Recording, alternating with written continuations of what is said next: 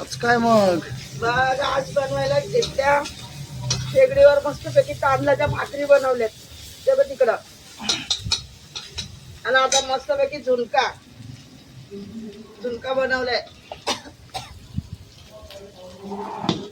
मजा खायची आज. झुणका भाकर टाका त्याच्यात.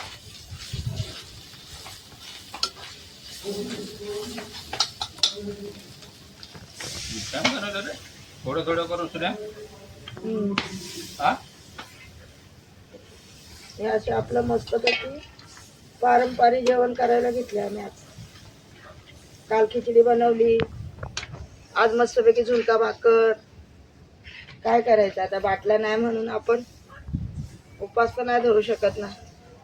काहीतरी डोकं लावून खायचं.